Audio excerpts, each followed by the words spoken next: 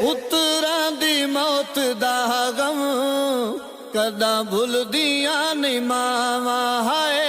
पुत्रां दी मौत दा गम कदा भुलदियां नहीं मावां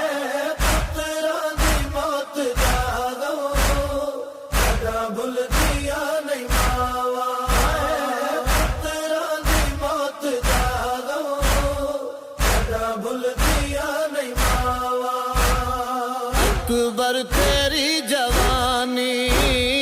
अकबर तेरी जवानी